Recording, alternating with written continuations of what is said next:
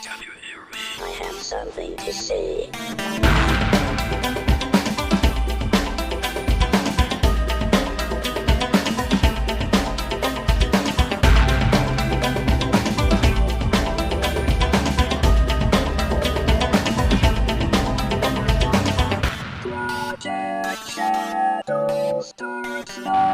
Hello everyone and welcome to this episode of Project Shadow. My name's Charlie.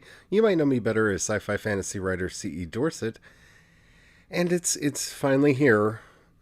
Let's talk about Fantastic Beasts, the Crimes of Grindelwald. Before we get started, a few things that I need to do for housekeeping on this topic. One, I am a huge Potterhead. I love the books. I rather enjoy the movies. I actually read the Fantastic Beasts and Quidditch Through the Ages when they first came out. When they were released for charity, I read Beetle the Bard. I've got a huge collection of Harry Potter stuff in my office. I want to preface with that. I really like Harry Potter stuff. I also feel that I should say I rather enjoyed the first movie, Fantastic Beasts and Where to Find Them. I also watched this movie in its extended version, which was longer than the theatrical cut. And I watched it after all of the brouhaha around the film blew up, and all of the different comments and stuff. Not caring about spoilers, I actually watched and listened and read a lot of people's takes on the film. And all of that definitely probably colored my experience of this film. So, before we go into spoilers, so you know if you I guess, given the way media works now, if you like me, dislike me, or think I'm irrelevant from this point on, my personal opinion of Fantastic Beasts and the Crimes of Grindelwald, it was fine. Was it great? No, it wasn't great. Was it the worst thing ever, a blight on Harry Potter fandom and the death of all things Wizarding World for all time? No. There was so much hyperbole surrounding this movie. I felt that it was The Last Jedi Part 2. And we're going to talk about some of that today. So, also, okay, the last couple things before we get into spoilers. There's a lot of talk about this movie being a flop. Was it crazy successful? No. It was the 10th. It was 10 out of 10 worldwide. If you look at how much a Potter film, any Wizarding film made, and yes, if you count all the iterations, we're at 10 Potter films now. As that's the 8 Harry Potter movies and 2 Fantastic Beasts. So that's not great. It made about... See, I'm looking at Mojo right now. We have it making $652.9 million worldwide off of a $200 million budget. Is that good? Is that bad? Okay, so generally speaking, a movie has to make back twice what it costs to make to be profitable. So, in theory, if it costs them $200 million to make the movie, they're going to spend about $200 million promoting the movie, which brings, at least on paper, the movie's cost up to about $400 million. Having made, $652,866,059 according to Mojo worldwide. That's not terrible. It's not great, but it's not terrible. It did bring in 3 times what it cost to make. It did break over the threshold of what you would expect it to need to make to be considered at least minorly profitable. It did debut #1 on its opening weekend, and it made 40% of its domestic income that weekend, which is not the best. So, was it a runaway success? No. Was it a flop? That depends on how you want to define a flop. For a Wizarding World movie, for a movie dealing with the worlds of J.K. Rowling, yeah, it didn't do great. But again, I really feel that a movie that makes over $500 million is not technically a flop. It isn't.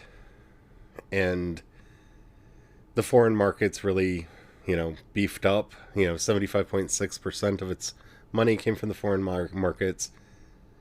I don't think you can call it a flop.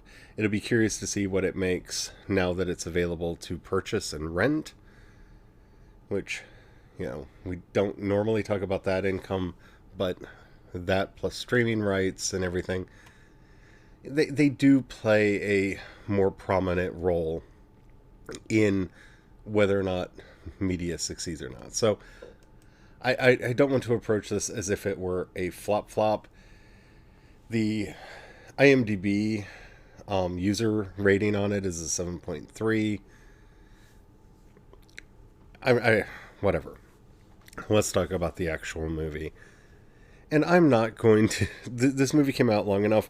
I'm not going to do a breakdown of the general plot before we go into spoilers, because I think a lot of people have probably already, heard what the movie is basically about. For me, I wish I could have gone to see it in theaters. I'm curious what my perceptions of the film would have been if I had seen it then as opposed to now. And I bet they may have been different. So we're going into spoiler territory now. If you do not want to be spoiled for Fantastic Beasts: The Crimes of Grindelwald, please pause now, go watch the movie, come back, and... because I'm going to be talking about everything. And I'm actually going to be starting at the very end of the movie. Okay? Everybody good? Alright, let's continue. So, one of the things that people got most bent out of shape with this movie for is the revelation at the end of the film that Credence Barebone is the long-lost brother of Albus Dumbledore. Bum, bum, bum. And, yeah. So, for anybody who took this plot point to heart, I really... We need to talk. Like, we seriously need to have a talk about media literacy, because whether it's true or not, the franchise will eventually tell us. I don't want to really go out on the movie yet, but I will say there's a special feature that comes along with it where J.K. Rowling's pretty clear that Grindelwald lied. And yeah, you're trusting Grindelwald. And I really want to bring this up because, since the whole "No, Luke, I am your father," those kinds of dramatic twists have become a staple of the sci-fi fantasy world. And this, of course, is something that people got very bent out of shape with when Darth Tantrum revealed that Rey was nobody, that she wasn't anybody important. And again, it depends on what happens in episode 9. They could always reveal that she was somebody else and he was lying because he's a villain. There's a reason why at the very beginning of Return of the Jedi, Luke asks Yoda if it's true. And Yoda eventually confirms it. And then he talks to Ben about it because it's such a big revelation and it's coming from a villain that even in the father of all twist revelations, the second film, the film that followed, well, the third film in that case, the film that followed took a lot of time asking if that question's true, if that answer's right. Is that what it is? Did the villain tell me the truth? That can't possibly be true. And in this case, notwithstanding J.K. Rowling basically saying that it's more than likely not true in one of the special features that came with it, the whole point of the story is that Grindelwald is wanting to get Credence to kill Albus Dumbledore for him. And this is a perfect way to do it. He is shown throughout the movie to be a manipulative liar. And then everybody just takes what he says at the end of the movie as true. And again, we'll see. There will be at least one more, if not three more, of these movies. And Warner Brothers really needing to hit something out of the park. My money is on three more of these movies.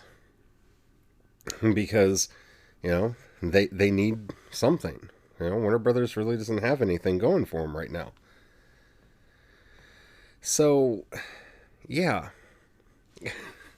I don't understand the great freak out on that.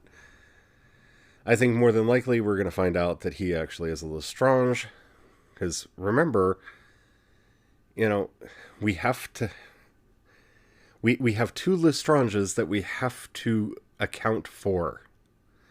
And at this point in the story, remember, if you were paying attention to the film, and this is where, any Potter fans that I saw go crazy about this, at this point in the film, you have to realize two things that are so blindingly apparent.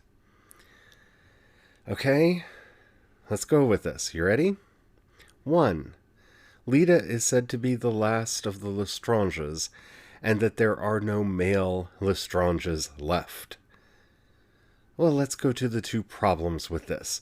1. Voldemort went to school with a Lestrange, presumably a male, because you look at the people he's with when he refers to him as Lestrange, and they're all boys. So there has to be a male Lestrange somewhere for the name to go on. And Bellatrix marries a male Lestrange. And she went to school with Snape and them. So, yeah. Somewhere there has to be a male Lestrange that will give birth to the Lestrange that will be at the school while Voldemort's there, who will give birth to the Lestrange that will meet Bellatrix and marry her and go to prison with her and die in prison with her. A male Lestrange is out there somewhere. And it would only make sense if it turns out to be Credence, and even if it doesn't, it would make sense if it's Credence, because then Credence would move to England. That would explain why the Lestranges go to Hogwarts and not to Durmstrang or Beauxbaton. So, let's just think about this for a moment from the lore. Just for a moment, can we think about this? And, when I expected the revelation, I thought it was going to be something a lot more substantial than Grindelwald just saying it. Because he's Grindelwald. He's the bad guy. He's not a reliable source for any information. He lies to Queenie so successfully that she joins his side during the film. He's a liar. He's a liar. And whether or not it turns out to be true or not, later films will show. But like I said, there's a special feature on the disc where Joe basically says it's not true. So, whatever. I don't see why that one blew people's minds as much as it did. That you're taking a villain seriously. That's never a good thing to do. I go back and listen to some of the old Last Jedi stuff on that. It's a ridiculous thing. I don't understand it. I didn't expect to spend this much of the episode talking about it. So after the break, we'll talk about some of the other stuff that happens in this movie. And we're back. Hi. Okay, so was this a bad movie? Because so many people went on and on and on about how it was a terrible movie. I don't know if this is because I watched an extended version of it that, by the way, put in the corner of the screen deleted scene every time a new scene was added in, and most of the scenes that were cut out were actually cut out for pacing. They slow the story down. They do sometimes give more context to what's going on, like a scene of Credence and Nagini in Paris, stealing bread so that they can survive. But I don't feel like the deleted scenes in the version that I watched would have radically changed much. Was it a terrible movie? I don't think so. Like I said, it's not my favorite of the Potter films, which, that's a hard thing to pick anyway, but it was okay. It was fine. The pacing, I don't think, was any worse than the Deathly Hallows films, which I think had their own pacing issues. I do believe it had too many characters and that the name was horribly chosen. They should not have named it The Crimes of Grindelwald. But that is a decision that was made for whatever reason that decision was made. The story was fine. There was an overabundance of it. Did we need to see Nicholas Flamel? He was kind of funny, but maybe. He does kind of lead the whole triumphant revolt at the end against Grindelwald, so that was kind of neat to see. I actually rather liked the use of the finite charm to get rid of the fiend fire that Grindelwald left behind him. But yeah, it was fine. There was a lot of story in here, and I almost wish that Joe had just written a novel and they had adapted the story from the novel, because much like what I said with Fantastic Beasts, because Fantastic Beasts and Where to Find Them, to me, was the closest film experience I've had to reading one of the Harry Potter books.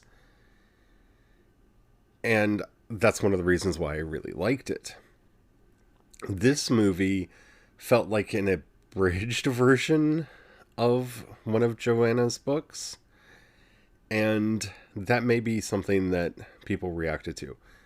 Usually she restricted her POV so that they were almost, the books are exclusively from Harry's point of view, with the few exceptions. The chapters that we get from the Muggle Prime Minister, the one we get from the Muggle caretaker of the house that Voldemort moves into, there are a few exceptions to that, and of course the one that we get from Narcissa Malfoy's point of view.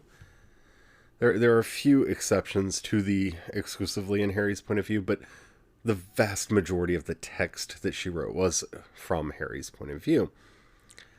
And this movie, I do believe, would have benefited more if it had stuck to just Newt's point of view or Jacob's point of view, if it would have picked one of the characters and just run with them. The complications in the relationships between Queenie and Jacob and between Tina and Newt could have been much more interesting if they were explored in a much longer story. And I think that, from my point of view, that was just Joe, the novelist, still getting into the groove of writing a screenplay. I don't dislike what they did with any of those.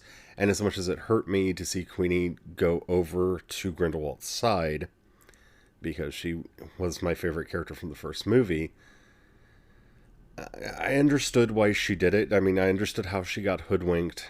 I understood how his propaganda was able to brainwash her. And that's really what this movie is about, is the power of propaganda and the power of a charismatic leader to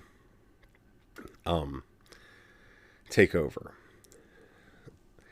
So, a couple of the things that I need to make sure that I touch on before we get to the end of the episode, because there's a lot of stuff I want to talk about. Nagini. While I am not going to take away from any Asian person's experience and how they felt about the character of Nagini, the character that appeared in the movie is a much more interesting character than I expected, especially given all of the backlash that to me felt much more based off of the trailers than the movie. She is a very sympathetic character in the movie. She is constantly trying to get Credence to do the right thing. She does not side with Credence when he runs off with Grindelwald, and is actually with the good guys by the end of the film, which begs a lot of questions. Because if she is in fact the Nagini that we meet in the Harry Potter books, I'm curious how we get from one Nagini to the other. The character, as portrayed in the film, opened a lot of questions to me as far as how do we get from the person with a conscience in the Crimes of Grindelwald to the loyal servant of Voldemort who tries to trap and kill Harry in Deathly Hallows, and who kills Snape, and who kills so many people. I'm very curious how that works. I'm actually, like I said, I don't want to take anything away from anyone's feelings. Feelings are feelings. You are entitled to them. I found the character interesting, and I'm curious where she goes from here, especially because the character arc from the conscience of one of the characters in the movie to the Nagini that we already know, that's a long road that I'm not sure how we get from one to the other, and I'm kind of curious to see how that works out. But again, I don't want to take anything away from anyone's experience there. As far as Dumbledore goes, a lot of people were upset about the blood oath. Okay. And this is me unavoidably reading things into the text.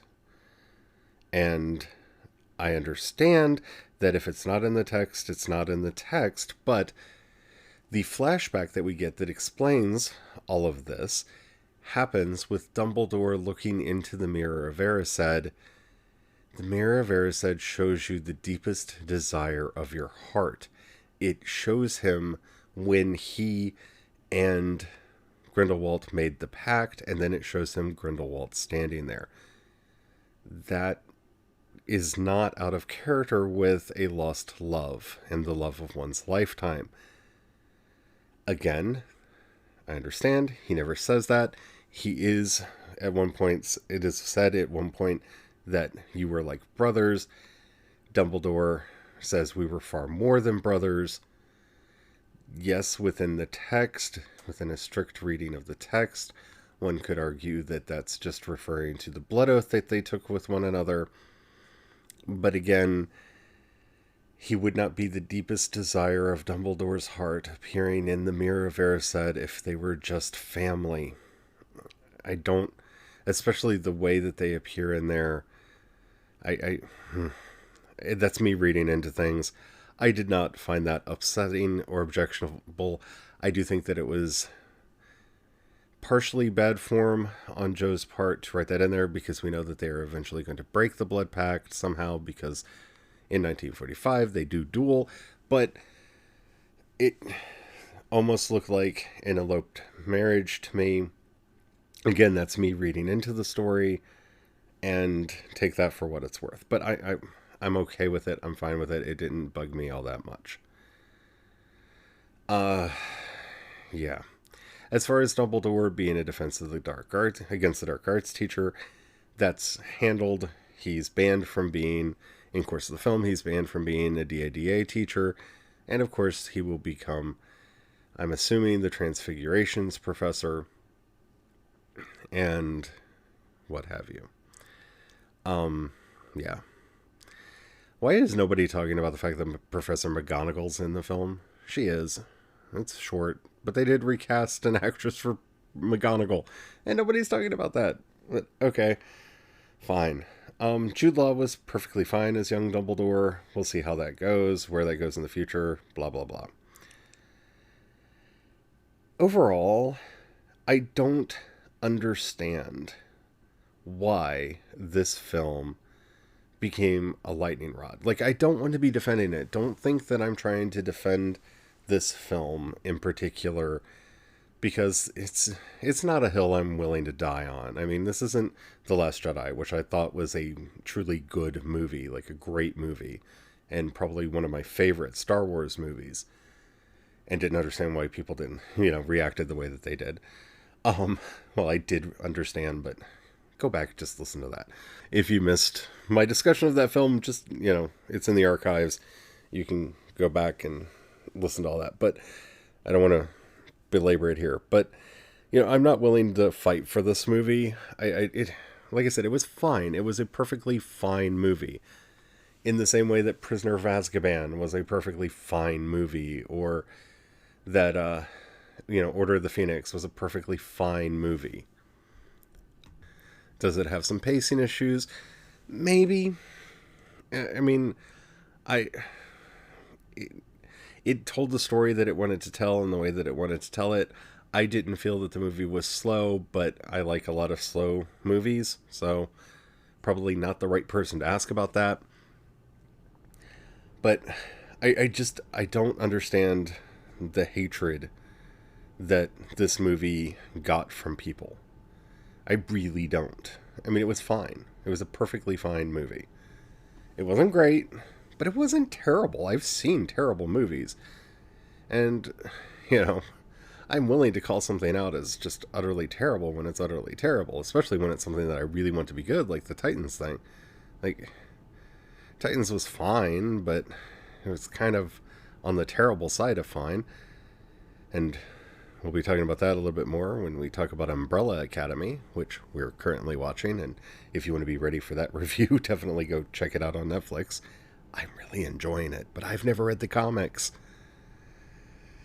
If you want to have a rational conversation about this movie, and I hate saying it that way, but, don't think that I'm trying to say that you're wrong if you did not like this movie. Movies are movies. If you don't like them, that's great. More power to you.